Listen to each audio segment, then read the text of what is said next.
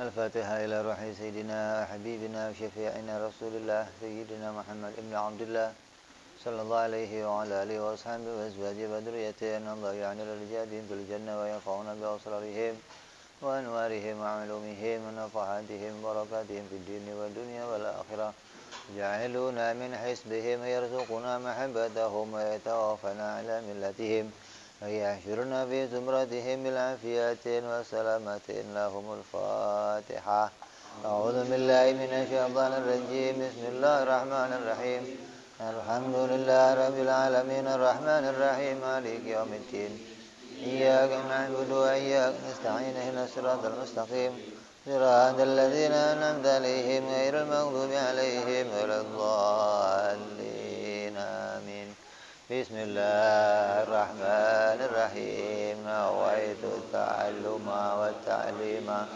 التذكر والتذكير والنفع والانتفاع والإفادة والاستفادة والحث على التمسك بكتاب الله وسنة رسول الله صلى الله عليه وسلم ودعاء إلى الهدى ودلالة على الخير ابتغاء مرضاته وقربه وثوابه وحسن الخاتمة مع اللطف والعافية وصلاح العاقبة.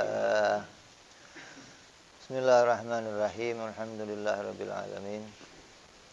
Wa bihi nasta'inu ala umuri dunya waddin. Salatu wassalamu ala Rasulillah Sayyidina wa habibina wa syafi'ina wa maulana Muhammadin sallallahu alaihi wa ala alihi wa sahbihi ajma'in. Amma ba'du. Wala musanniful kitab Hadratul Imam Ahmad ibn Atta'illah rahimahullah wa ghafara lahu wa liwalidayh wa nafa'ana bihi fid darain. Allahumma iftah qulubana futuhal arifin wa bihikmatika wansur alaina birahmatika ya arhamar rahimin. Ila anqal. Masih melanjutkan hikmah yang pertama. Ini enggak buru-buru hatam kan?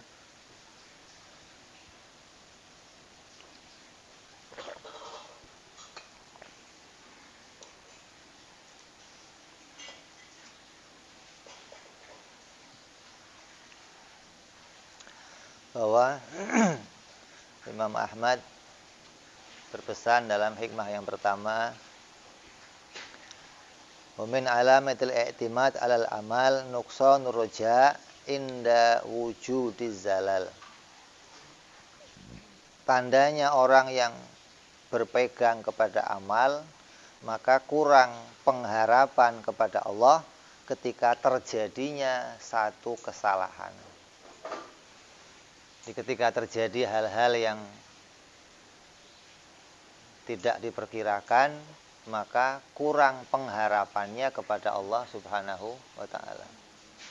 Tandanya, maka kita tidak boleh berpegang kepada amal. Nah, tandanya orang yang pegangan amal yang bagaimana? Hilangnya pengharapan kepada Allah ketika terjadinya suatu musibah ataupun satu kesalahan. Kemarin dicontohkan ketika seseorang itu terjadi pada dirinya kemaksiatan, maka kemudian hilang pengharapannya kepada rahmatnya Allah Subhanahu wa ta'ala. Ini salah satu gambaran yang kemarin kita berikan.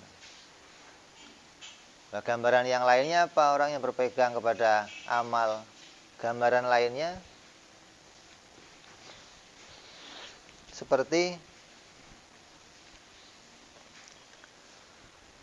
seseorang yang bekerja. Dia bekerja sebagai tukang es. Kemudian terjadi hujan. Ketika hujan terjadi, maka hilang harapannya untuk mendapat rezeki. Kalau orang jual es, sudah siap-siap lengkap esnya, begitu mau berangkat hujan, apa yang terjadi? Berangkat nggak? Berangkat nggak? Itu berarti nukson roja, nukson, hilangnya pengharapan kepada Allah. Dianggap wah hujan, nggak bakal ada rezeki. Terus akhirnya apa? Hujannya disuruh berhenti. Ya Allah, bahwa ini hujan berhenti. Nah kalau hujan berhenti kenapa? Saya bisa keluar. Kalau bisa keluar kenapa? Dapat rezeki ya Allah. Jadi ini tolong hujannya diberhentikan. Jadi ngatur Allah. Proyeknya Allah digagalkan hanya gara-gara urusan. Ini kalau hujan nggak bisa dapat. Jadi harus gimana harusnya? Ini tolong hujannya di stop ya Allah, biar saya bisa keluar.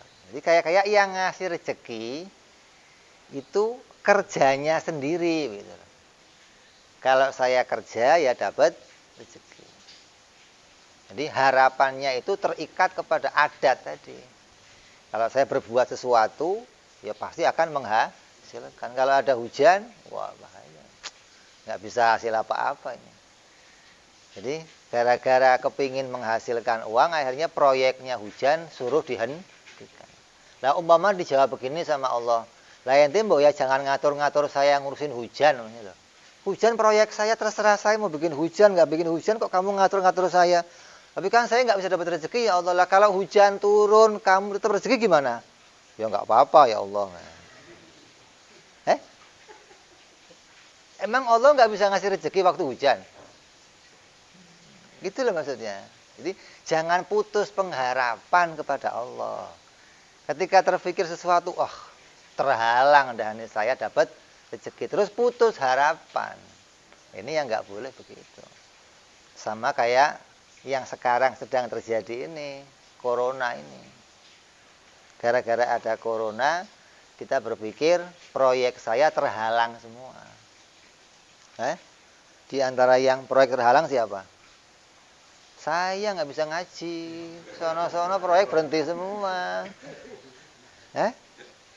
Lalu terus saya, ya Allah, tolong hentikan proyek ya Allah, ini biar saya ngaji lagi. Terus, kalau Allah ngomong terus kalau coronanya jalan, kamu dapat rezeki apa nggak bisa emangnya?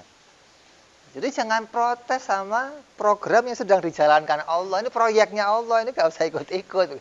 Urusan rezeki Allah bisa ngasih rezeki walaupun ada proyek corona. Jadi kadang orang putus harapannya kepada Allah.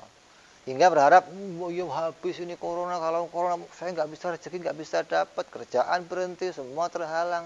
Ini contohnya orang-orang yang berpegang kepada amal atau adat. Hingga hilangnya pengharapan kepada Allah ketika terjadinya satu musibah, bencana, kecelakaan, kesalahan. Ini yang kita dilarang berpegang dengan cara demikian, hingga dengan berpegang seperti itu akan putusnya kita pada rahmat Allah Subhanahu wa taala. Padahal rahmat Allah luas. Enggak terukur kepada gara-gara cuman hujan Allah enggak bisa ngasih rezeki, kan berat, Banjir, petani protes, ya Allah, gimana mau panen ya Allah, banjir begini ya Allah. Ya tolong ini banjirnya enggak sampai hujan, banjir begini ya Allah. Ini programnya banjir suruh dihilangkan. Ini begini. Jadi kalaupun kita itu terjadi hal-hal yang demikian, maka jangan sampai putus pengharapan kepada Allah. Kalaupun enggak terjadi bagaimana? Ya jangan tetap berpegang pada amalnya. Umpamanya keadaan terang, panas, maka tukang es keluar rumah, pasti banyak yang beli. Lah kalau sepanjang jalan sakit gigi semua gimana? Sepanjangnya dia lewat sakit gigi. Pak, es Pak? Enggak. Ini panas loh Pak. Ya mau panas mau apa, sakit gigi ngurusin es. Lewat lagi, Pak, es Pak? Enggak, Pak. Bingung, ini saya panas-panas jual es enggak laku. Nah, ya boleh saja, gitu loh maksudnya. Jadi ketika keadaan aman pun ya jangan berpegang kepada amal. Kalau saya sudah beramal ini pasti dapat. Yang mastiin siapa? Oh ini kan hukum adat. Iya, tapi takdir ngukurnya nggak dari situ, gitu loh. Kita mau bicara apa sekarang ini? takdir. Bagaimana hati kita mengimani sesuatu yang telah digariskan oleh Allah Subhanahu wa taala. Rezeki itu enggak nurut sama adat. Rezeki itu nurut sama Allah. Walaupun enggak ikut sama adat, Allah sanggup ngasih rezeki gitu loh. Hujan lebat, jual es keluar, laku, ya boleh saja. Enggak boleh apa? Ada di sini yang dingin-dingin suka es ada? Ada ya, makanya hujan masih demen es. Jadi jangan diukur kalau hujan pasti enggak laku. Enggak. Ini maksudnya jangan berpegang pada amal itu begitu. Jadi yang jadi pegangan kita apa? Rahmatnya Allah. Makanya Allah bisa mentakdirkan sesuatu yang di luar kebiasaan. Jadi adat ini enggak kita ikat, enggak mengikat kita bahwa ini pasti harus begini, pasti harus begini. Inilah fungsinya kamu ngaji ilmu akal, kamu ngaji wajib, mustahil, jaiz. Jadi faham faedahnya sampai ke arah ini gitu loh. Artinya enggak cuman hanya untuk modal mengenali sifat-sifat Allah, tapi sampai bisa paham bahwa sesuatu yang dijadikan oleh Allah itu jangan diikat sama hukum adat. Bahwa jaiz itu Allah mampu menjadikan sesuatu walaupun enggak sesuai sama hukum adat. Seperti keadaan sekarang. Sekarang ini banyak orang diuji yang semuanya orang protes semua gara-gara corona. Kenapa? Gara-gara corona kerjaan berhenti. Gara-gara corona dia harus tutup. Gara-gara corona dia nggak bisa keluar. Gara-gara corona dapurnya terganggu. Macam-macam ini. Hingga semuanya berharap corona berhenti dan semuanya bisa kembali seperti sedia kala. Seakan-akan yang bikin semua itu bisa berjalan lagi itu ya usahanya sendiri. Ini jangan sampai kita menjadi bagian orang-orang yang ke arah itu imannya. Ke arah itu pikirannya gitu loh. Pikiran hamba itu enggak boleh dibangun ke arah itu. Pikiran hamba harus dibangun ke arah bahwa Allah mampu menjadikan rezeki dari jalan apa saja. Kan dikatakan wa may yattaqillah yaj'al lahu makhrajan wa yarzuquhu min haitsu la yahtasib. Siapa yang bertakwa kepada Allah, maka Allah akan jadikan untuk dia jalan keluar. Maksudnya jalan keluar itu apa? Ya tadi ketika terhenti kepada sesuatu terhalang, maka ada aja jalan keluarnya yang Allah jadikan ketika kita berpegang pada pertolongan Allah Subhanahu wa taala. Tapi kalau sudah pegangan sama pikirannya sendiri, mikir gimana caranya? Ya enggak ketemu enggak. Akan jadinya buntu, akan jadinya berputar-putar hanya seputar hukum adat saja. Maka ini kita diberitakan jangan sampai demikian. Jadi jangan berpegang kepada amal. Tandanya orang yang pegangan amal itu apa? Akan putus harapannya kepada Allah ketika terjadinya kesalahan, ketika terjadinya satu musibah, satu bencana, maka hilang harapannya kepada Allah Subhanahu wa taala. Nah, sekarang ini lagi krisis di dunia, krisis keimanan. Banyak orang-orang kafir yang sekarang ini menghancurkan Tuhannya masing-masing. Nanti lihat nggak? Ada yang patung-patung dihancurin, gambar Yesus dipantatin, ada yang kenapa? Dianggap mereka ini nggak mendatangkan pertolongan apa-apa ketika terjadinya musibah seperti sekarang. Jadi mereka sedang krisis keimanan, dianggap bahwa Tuhan itu kan harusnya baik, nggak menjadikan yang buruk. Ini kok ada umatnya yang tiap hari ibadah ke gereja, ke kuil, masih terjadi bencana, masih terjadi, hingga krisis keimanan, dianggap Tuhan itu nggak mendatangkan pertolongan. Lah umat Islam kan nggak demikian. Jangan sampai kita jadi bagian orang-orang yang seperti mereka, menganggap bahwa Tuhan itu harus bikin yang baik. Nggak boleh Tuhan bikin yang buruk-buruk. Enggak. Nah, Allah itu ya bebas. Allah itu la yaf'alu la yas'alu ma taf'alu. Allah itu enggak ditanya, la yus'alu amma yaf'alun wa hum yus'alun. Allah itu enggak ditanya. Mau bikin apa saja Allah enggak bisa ditanya. Kenapa? Karena Allah boleh berbuat apa saja sekehendaknya sendiri. Alamnya milik Allah, buminya milik Allah, jagatnya milik Allah. Allah boleh berbuat apa saja sekehendaknya. Hingga kita tidak kurang pengharapannya kepada Allah walaupun dijadikan keadaan apapun. Ini harus kita cermati hari-hari ini, hingga jangan sampai keimanan kita kepada Allah bergeser hanya gara-gara Allah jadikan musibah, dan sampai musibah itu menghalangi semua yang jadi aktivitas kita. Tetap kita harus punya pengharapan kepada Allah. Allah mampu menjadikan jalan keluar dari segala sesuatu yang diciptakan ini. Kemudian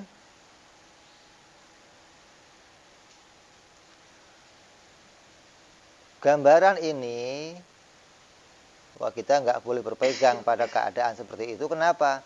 Karena orang-orang mulia, yaitu orang-orang yang telah mengenal lebih jauh tentang Allah, ketika mereka diuji melakukan kesalahan maupun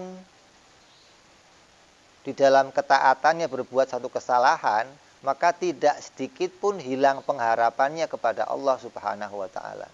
Mereka tetap menggantungkan harapannya kepada rahmatnya Allah Subhanahu wa ta'ala dan tidak berpegang kepada amalnya masing-masing. Sekarang kita ditanya, tadi cerita amal, tanya, amal itu apa? Amal itu apa? Amal itu gerakan. Gerakan badan kita. Setiap badan kamu bergerak, itu namanya amal. Ini begini, beramal. Kamu kedip, beramal. Kamu angop, beramal. Setiap gerakan badan kamu namanya amal. Jadi manusia itu nggak pernah lepas dari bergerak, berarti nggak pernah lepas dari beramal. Setiap hari kita ini beramal. Nah terus, kalau gerakan badan itu mendatangkan keridhaan Allah, namanya amal baik. Kalau gerakan itu mendatangkan kemurkaan Allah, namanya amal buruk. Dipisah, kok ada amal buruk, ada amal baik, mana ukurannya?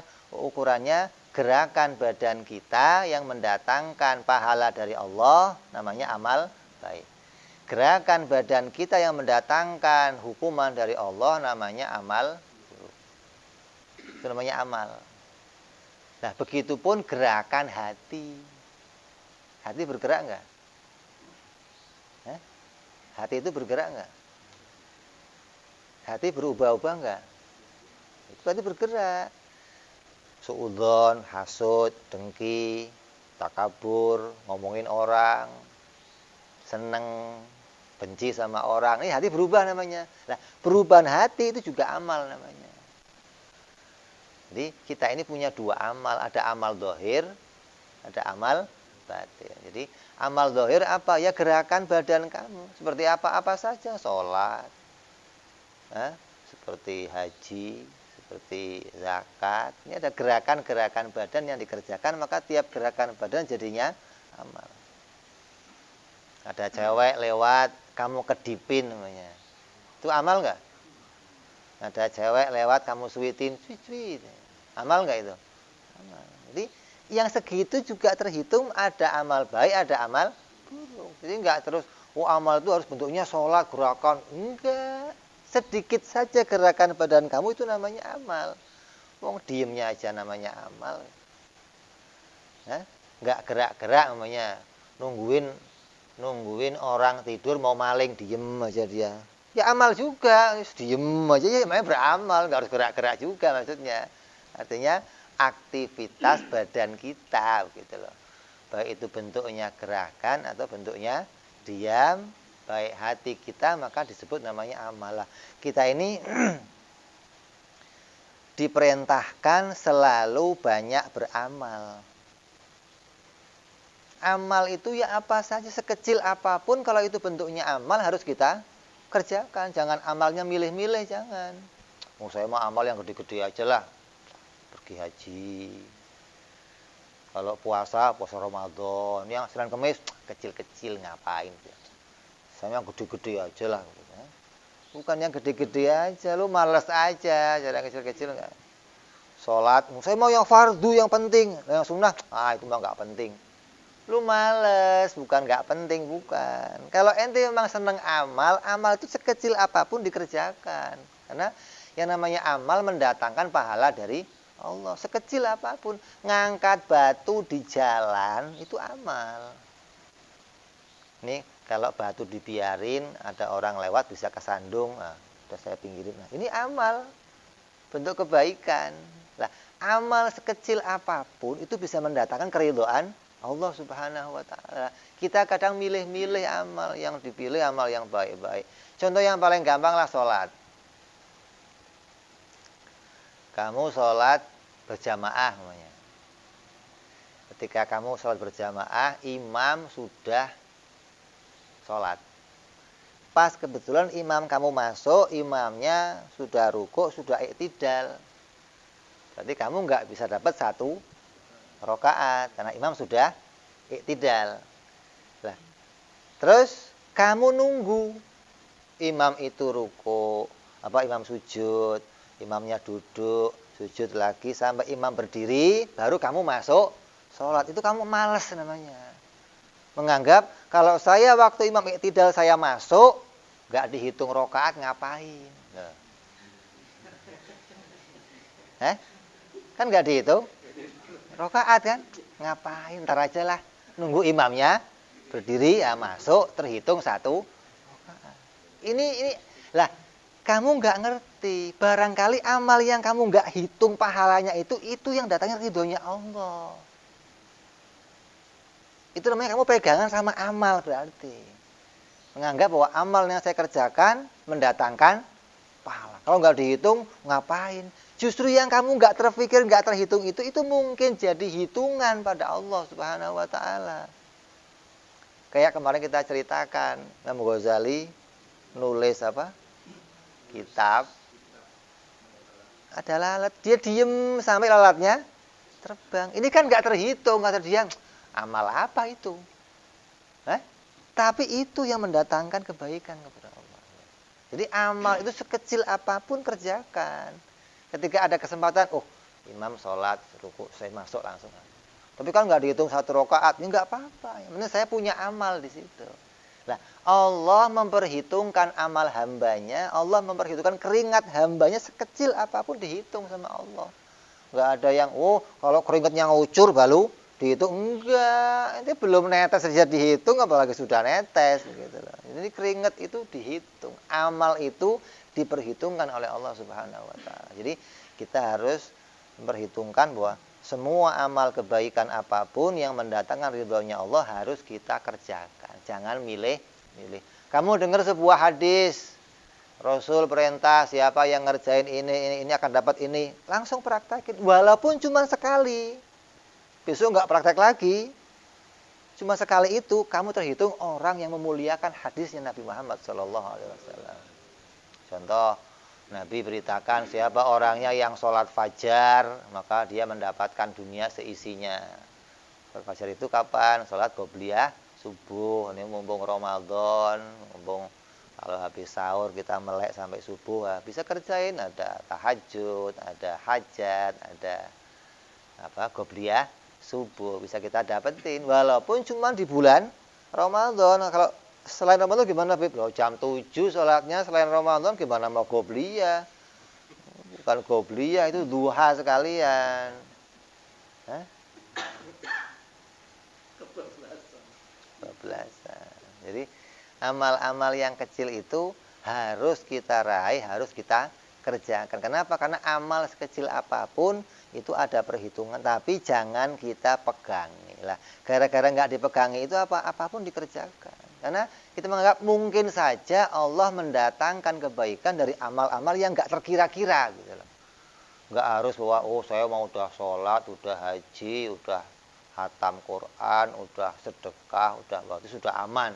Dikira amal-amal itu pasti mendatangkan kebaikan. Berarti kan yang lain dianggap nggak mendatangkan kebaikan. Ini berarti kamu berpegang kepada amal yang begitu. Kamu nggak berpegang pada rahmatnya Allah. Menganggap bahwa Allah ya harus ngasih pahala saya dari amal-amal ini. Nggak begitu. Jangan begitu, jangan.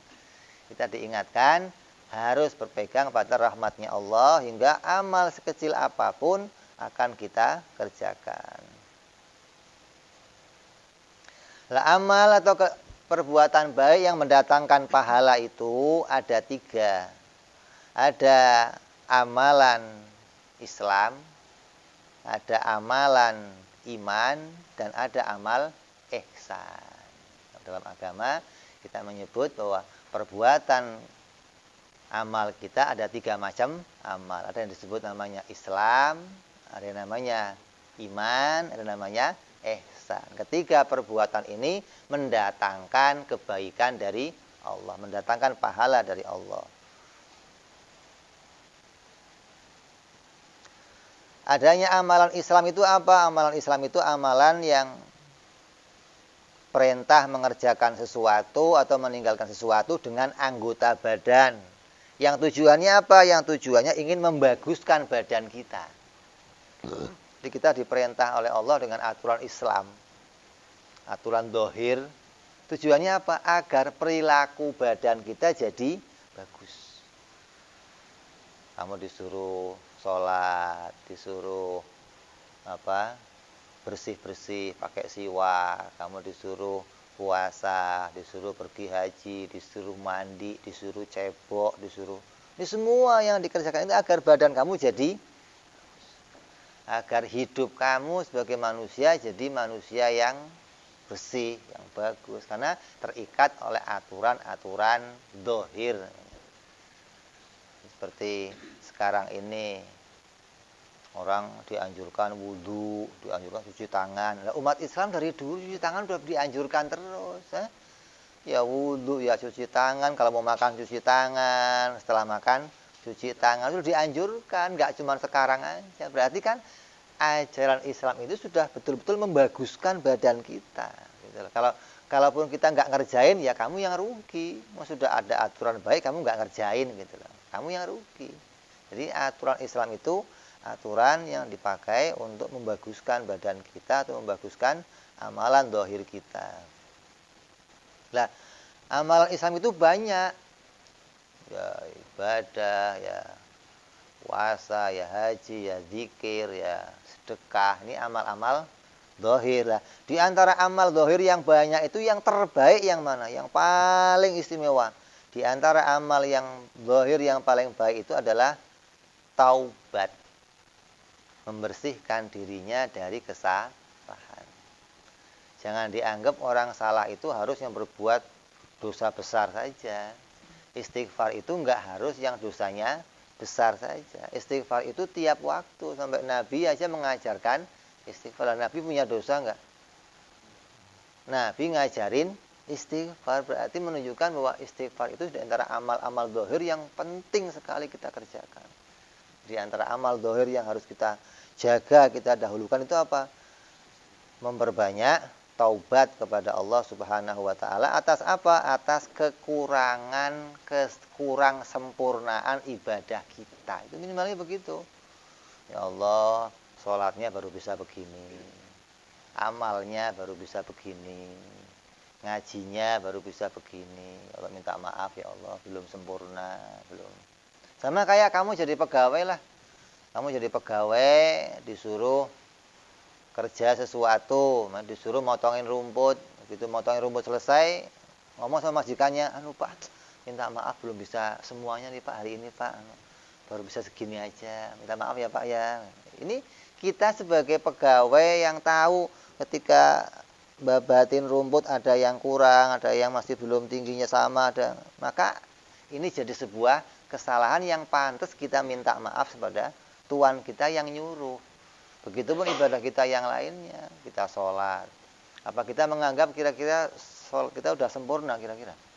Nah kalau belum sempurna, bacaannya belum sempurna, cara pakai pakaiannya belum sempurna, cara gerakannya belum sempurna, bacaannya belum sempurna. Lah ketika selesai sholat, dia minta maaf kepada Allah, ya Allah, saya belum bisa sempurna menjalankan ibadah. Maka mudah-mudahan ibadah berikutnya bisa tambah sempurna. Itu terus begitu usahanya, hingga kita selalu mawas diri kalau amal kita selalu dalam kekurangan, tidak menjadi amal yang baik, hingga tidak kita gantungin amal kita. Karena tahu amalnya ini nggak sempurna, gimana mau digantungin? Mau amalnya Nabi aja nggak digantungin, apalagi amal perbuatan kita.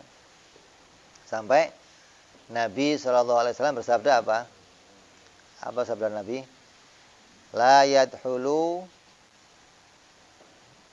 kata Nabi, la yadhulu ahadakumul jannah bi amalihi. Tidak akan masuk ke surga satupun di antara kalian dengan amal ibadahnya sendiri.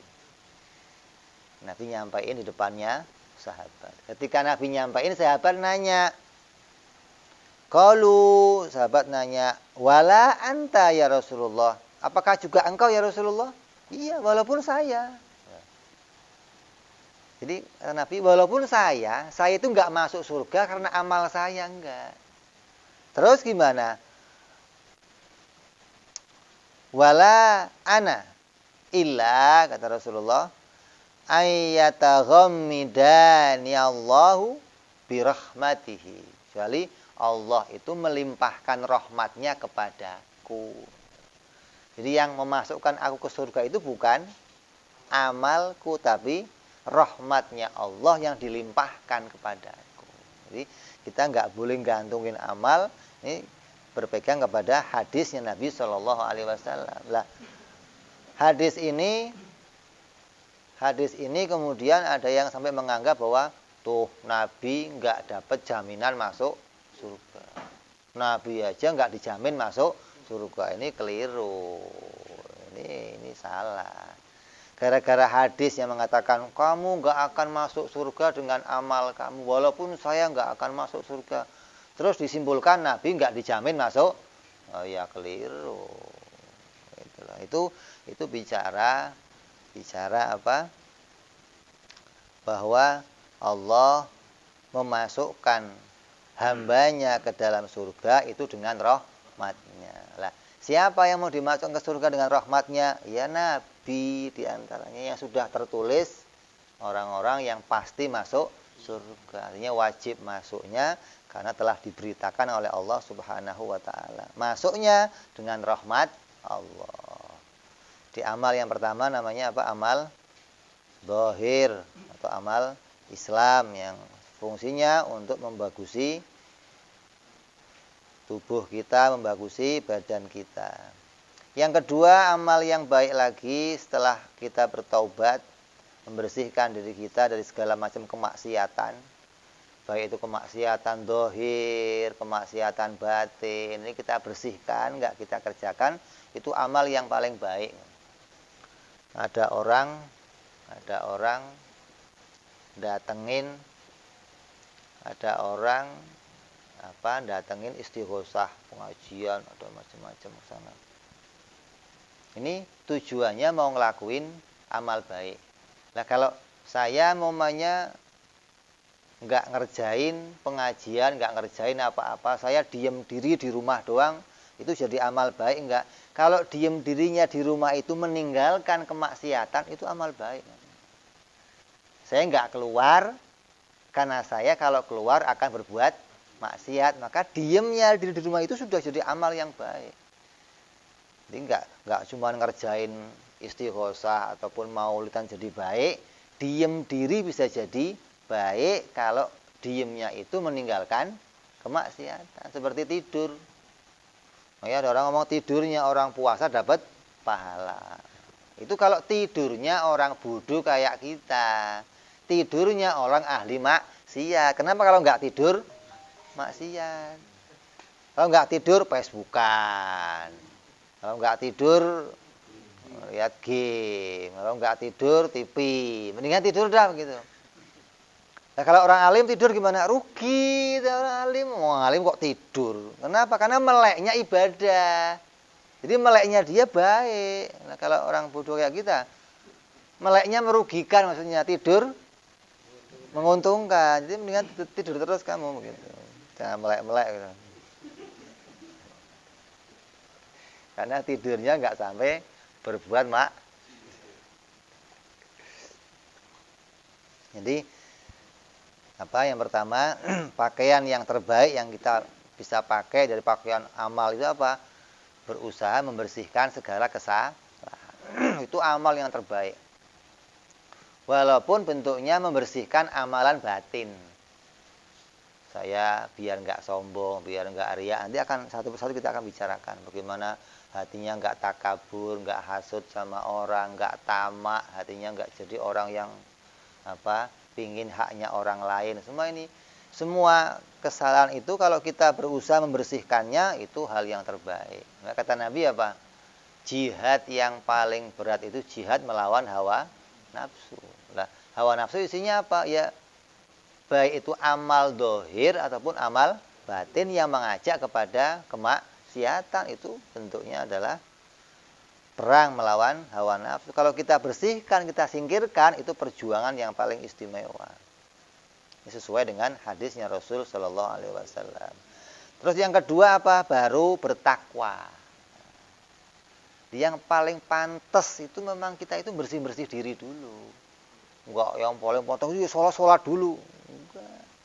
Yang pantas itu usaha dulu gimana biar kemaksiatannya bisa dikurangin. Ya sholatnya ya sholat. Tapi usaha pentingnya adalah gimana menghilangkan pakaian-pakaian yang kotor itu, dibersihkan, diganti pakai pakaian yang baik. Lah, kalau sudah bisa bagus, sudah bisa bersih badannya, baru pakai pakaian yang bersih. Namanya pakaian takwa. Kalau orang sudah bersih dari segala macam keburukan, maka dia berusaha untuk memakai pakaian takwa. Kalau sudah pakai pakaian takwa, ngapain lagi? Istiqomah. Ini kita dikasih tiga jalan.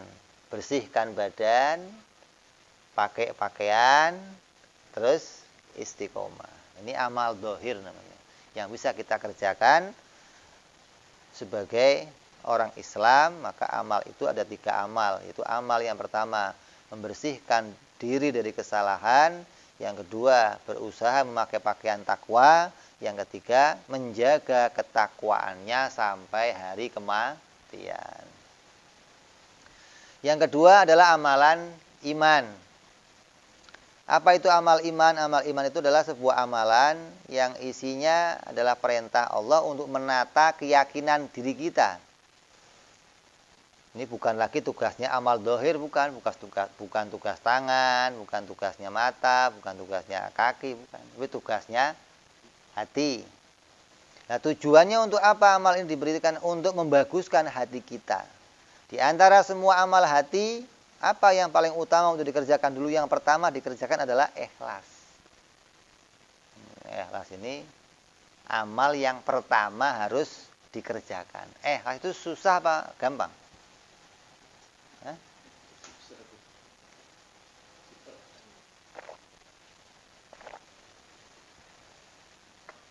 Ikhlas itu amal yang susah apa amal yang gampang? Susah. Padahal ikhlas itu amal yang paling gampang. Ikhlas itu amal yang paling gampang. Nah, gara-gara ada embel-embelnya, maka kita jadinya malas untuk ikhlas.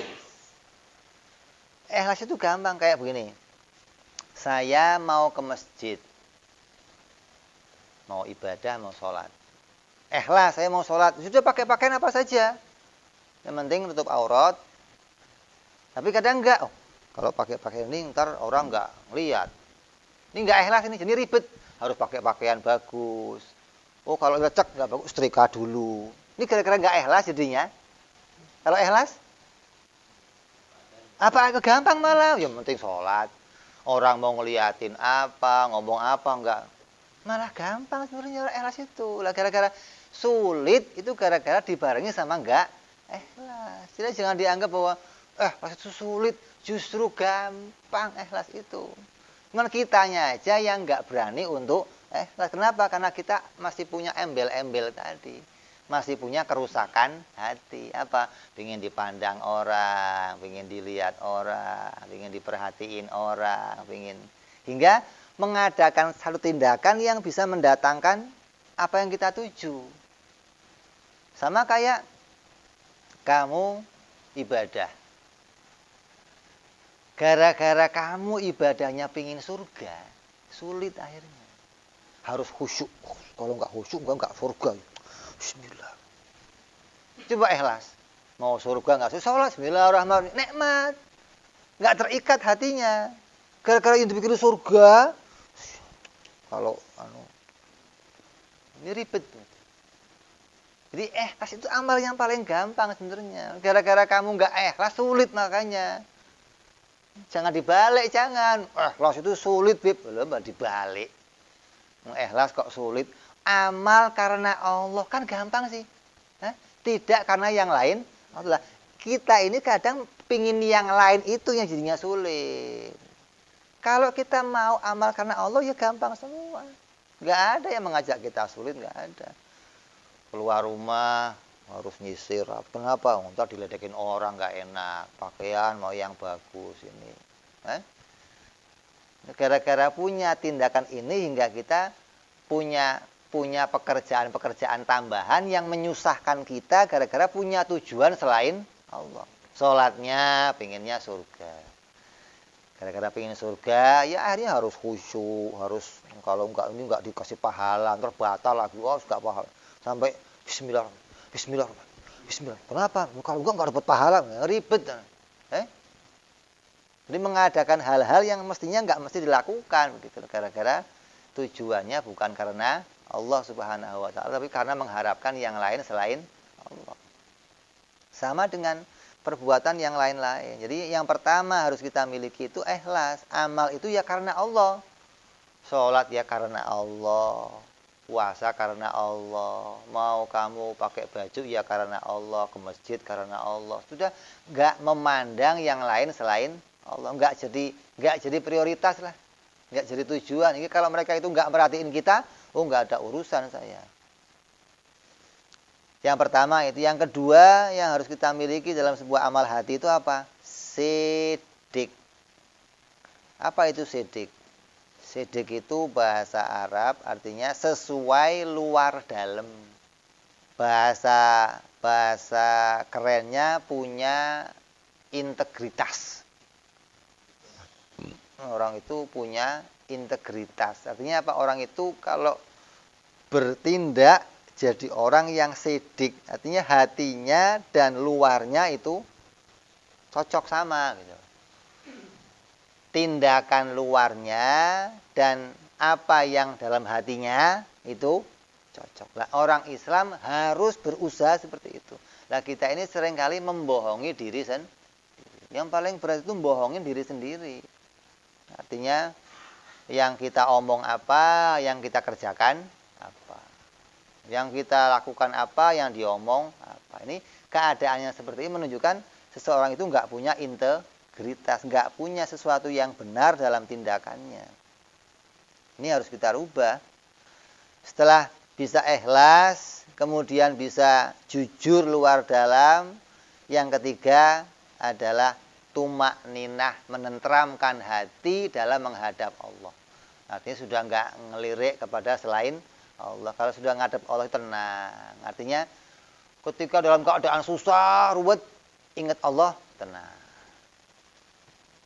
Ada sekarang ini nggak begitu. Ada orang ruwet, pusing. Kalau dengar musik, tenang. So asik. Ada begitu nggak?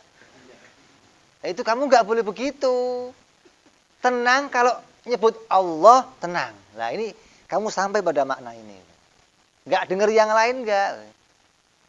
Ketika keadaan pusing, keadaan susah, ruwet, maka kita punya jalan untuk bisa tenang dengan jalan yang macam-macam. Ada yang ke puncak, wah rileks, pas tenang. Ada yang berenang, ada yang narkoba, minum arak, ada macam-macam orang cari Nah, yang jadi inti apa? Kalau kamu bisa nyebut Allah terus tenang, ini baru sampai kamu pada keadaan ini. Nggak terikat lagi sama yang lainnya. Nggak ingat musik, nggak ingat yang lain. Ya sudah. Kalau sudah keadaan ruwet apa, sudah tenang saya tak sholat tenang. Pegang tasbih, zikir tenang. Ini setelah kita bisa ikhlas, bisa benar omongannya, kemudian sampai pada ketenangan hati ketika kita mendekatkan diri kepada Allah. Nyebut Allah saja sudah tenang. Sudah rasanya nggak punya yang pusing, nggak ada yang ruwet-ruwet itu mau tagih utang, ya tenang. Istri rewel, tenang. Anak jungkil balik ya, tenang. Begitu, nggak ruwet, nggak. Kayak kiai, anaknya dari dalam rumah lari. Rumahnya itu ada tirai pembatas dalam sama luar lah. Pembatasnya itu ada undak-undakannya, kan nggak kelihatan, tutup sama tirai. Dia lari buah kesandung itu, buah jatuh. Pakai apa? Cocok sama tulisannya memang ini. Nggak ditanya apa yang sakit gimana, enggak, cocok sama tulisannya, Masya Allah. Itu nggak ada ruwetnya, tenang. Kenapa? Sudah bagi dia sudah ingat Allah itu ketenangan, sudah nggak ada yang ruwet lagi, sudah. Ini orang-orang yang sudah sampai kepada hatinya tumakninah kepada Allah Subhanahu wa taala. Kalau kita kan enggak, gelas pecah aja ruwet, apa itu, kenapa? Gelas pecah aja ramenya luar biasa. Terus ini amal iman, amal Islam. Jadi Islam apa tadi? Taubat, takwa, terus istiqomah. Amal Islam apa? Ikhlas, sidik, tumakninah kepada Allah. Kemudian yang ketiga adalah amal ihsan. Apa itu ihsan? Ihsan adalah perintah Allah yang mana kita diperintahkan selalu menyadari keberadaan Allah Subhanahu wa taala dalam setiap amal yang kita kerjakan. Di ihsan itu apa? Harus diperintah sadar setiap amal kita itu, kita sadari amal itu ada dalam pengawasan Allah Subhanahu wa taala. Nah, tujuannya amal ihsan ini apa? Tujuan amal ihsan adalah membaguskan tujuan kita. Agar tujuan amal itu menjadi hanya kepada Allah Subhanahu wa taala. Tujuan amal itu betul-betul hanya untuk mendekatkan diri kepada Allah Subhanahu wa taala. Makanya yang pertama, orang yang merasa dirinya diawasi oleh Allah, itu namanya orang yang sampai pada makom muraqabah. Ini yang paling bawah. Apa itu namanya? Muraqabah. Apa itu? Selalu merasa dirinya diawasi oleh Allah. Asal duduk merasa dilihat Allah, asal jalan merasa dilihat Allah, asal sholat merasa dilihat Allah, puasa merasa dilihat Allah. Makanya dulu kita seringkali, saya, kamu nggak tahu saya, kalau sholat duhur, suruh sholat, Allahu Akbar, mama nggak ada apa, 2 rakaat salam, assalamualaikum, yang penting sholat. Kenapa? Karena nggak punya muraqabah, nggak merasa dirinya dilihat sama Allah. Asal puasa, yang lain kemana, kamar mandi ya, kumur-kumur, separuh masuk. Karena nggak punya muraqabah, nggak merasa dilihat sama Allah. Sekarang pernah begitu lagi nggak? Kenapa? Karena punya muraqabah tadi, merasa dilihat sama Allah. Walaupun kamu sendiri zuhur yang 4 rakaat enggak pernah dikurangi, enggak pernah ya? Korupsi 1 rakaat gitu pernah? Itu namanya muraqabah. Kenapa? Allah lihat. Kalau saya ngurangin ya Allah lihat. Masa saya kurangin gimana sih gitu. Puasa ya begitu. Walaupun sendirian, ya enggak pernah batalin diri, enggak pernah terus korupsi minum atau enggak.